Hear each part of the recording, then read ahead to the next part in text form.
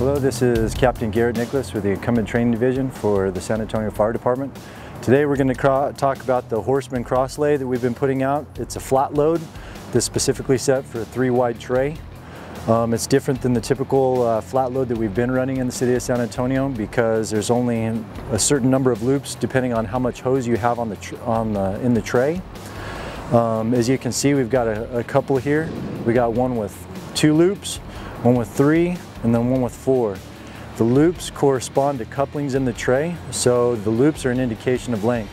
The one with 2 here, that's 150 feet. The one with 3 is 200 feet, and the one with 4 is 250 feet. Once again, the way this is set up is every time a coupling goes into the tray when you're loading it, you put a loop on either side of it. That way when you pull from either direction, it can be deployed either direction, you're pulling within the width of the tray from a coupling. The way this is deployed is it's always big to small. So now we're going to talk a little bit about loop placement. As you can see, I've got all my loops in series. There's some variation here. You don't always have to put the loops in series if you want to. As long as you're consistent with the length of the loops, that's all that matters to me. It should be that when you're reloading this, and we're going to have videos on how to reload this, the first loop that you come to when you come to the couplings is going to be the smallest, then the next one the medium, then the longest, or the last one you come to will be the longest. That way when it's deployed long to short. It can be that when you load this, you can put the loops wherever they're going to be. There's some benefits to having them in series. One benefit is you always know exactly where the loops are as opposed to having to look around and find them. When it's dark outside or you're in a hurry, that's always a good thing to know exactly where the loops are. The other reason that I loaded it this particular way is that most lines come off the first apparatus at the fire, which tends to pull past the point of attack, which means the first loop, which comes off first, tends to deploy towards the back of the apparatus, which gets it out of the way. It doesn't affect the deployment if you have to cross over, but I just figured I'd get it out of the way right off the bat. If you're going to stage a nozzle on one side, you need to have a loop out the other end so that you can pull that nozzle to you from the other side of the motor so you can deploy it over there. I always put my pistol grip towards the front of the motor so that it doesn't catch on what you have connected to the motor. The little small pigtail kind of piece that you have connected to the motor. The bail can move, the pistol grip can't, so it's always a good idea to put that pistol grip towards the front. There's 2 options when you're talking about a single person deployment, and where you're going depends on which option you should choose.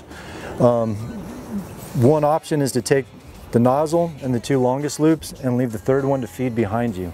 Anytime you've got a little ways to go, it's a pretty good distance without any harsh friction points, that should be your first option. This little one in general should be considered optional unless you have a harsh friction point off the bat, and we'll talk about that a little bit more. Otherwise, you can take all 3 loops. If you decide to take all 3 loops, you're going to go through big to small. You're going to grab the smallest one. You're going to take the nozzle and you're going to hold on to the biggest one. That keeps everything separate as you're pulling it. The way this is going to feed out is which one's going to pull tight first? The smallest one. Once it pulls tight, you drop it to feed and you hold on to everything else until you get to the point of attack. This way it keeps everything separate. If you don't grab the nozzle on the longest loop and keep it separate, sometimes when you're pulling, these 2 tend to want to stack. And if you don't know what's what, you could end up doing this and that would be a problem. So by holding on to the smallest one, holding on to the longest one with the nozzle, that will keep everything separate and it will help you out as far as the deployment goes. Also, if you're going to take all 3, I would prefer it be a situation when you're going perpendicular to the motor as opposed to a harsh angle.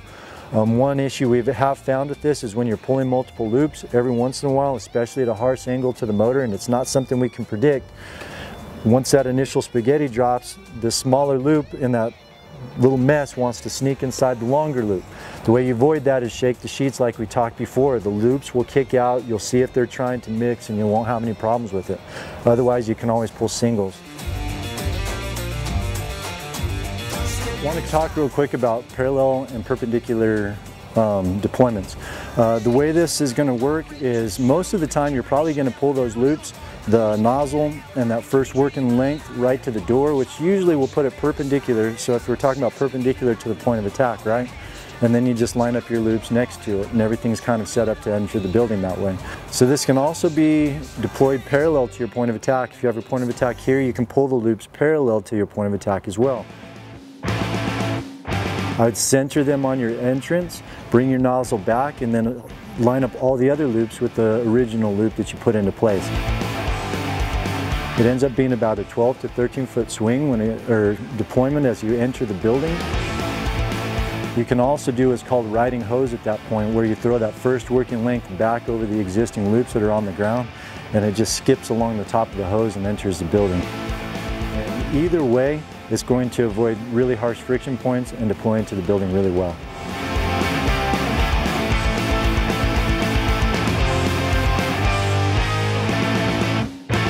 Take the nozzle, the longest loop, the middle loop, pull out. Once you get this initial drop, this is what we've been talking about, why you want to shake the sheets.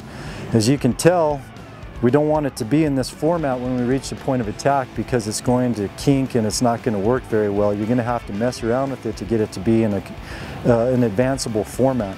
So once you get this initial drop, as you advance, you're going to want to shake those sheets, remember?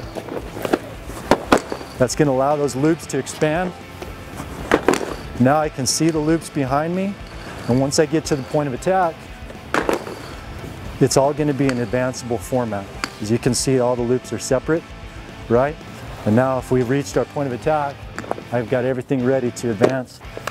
And I shouldn't have to go back and touch this at all. As we charge it, it will kick out all the kinks, and we'll have these nice 25-foot loops ready to enter the building without any problem. When you're talking about shaking the sheets, this is literally what you're looking to do. So when you shake the sheets and you see these loops out behind you nice and flat, your job is done. You shouldn't have to adjust it after that. But if you look back as you're dragging and you have that jumble of hose, that's when you want to shake the sheets, and that's why it's important. Say you arrive at the fire scene, the first firefighter gets off and takes the longest loop in the nozzle and goes to the fire. If the second firefighter is still getting dressed, getting tools, or has any other type of delay, it's very possible for the first firefighter to pull enough hose that it deploys the second loop. So if you come around as that second firefighter and you know there were 3 loops when you started, but you only see a single and the hose coming out, you know that loop's been deployed. You have 2 options. The way this is loaded and the way it's deployed is all about couplings. So you can either follow the line as it goes out, grab the coupling, advance, and drop at the point of attack, and your job's done. Or you can also grab the smallest loop once again and then follow that hose line up, and when you see that coupling on the ground, you're advancing both of them.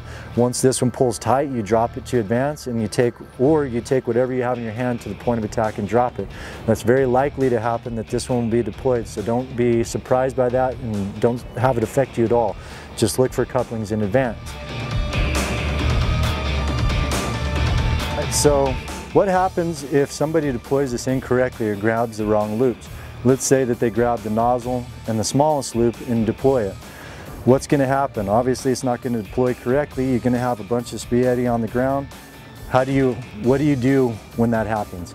The easiest thing to do is to look for the couplings, grab the couplings in advance. Remember to shake the sheets, which will kick the loops out as you're pulling away, and it will help that spaghetti to kick out and not have any problems. That's the easiest way to deploy this, since the way it's loaded and the way it is deployed is all based on the couplings. Look for the couplings, shake the sheets, and advance those couplings to the point of attack, and that's going to be the easiest way to deal with a misdeployment.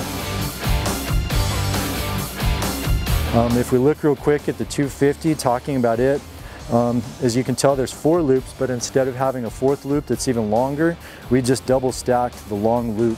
That way I know that this one comes off first, this one next, this one third, and this one final. Once again, we're talking about 4 loops now instead of 3 or 2, so there's a couple different options. The first one, once again, this is 250, that means that's probably going to be a pretty long deployment. So first firefighter can take this first loop in the nozzle and go to the fire. The second firefighter will need to pull multiples. I would just take 2, this third one. Once again, you're going a long distance if you're pulling a 250-foot pre-connect. This last one should just feed by itself without any problems unless you have a harsh friction point.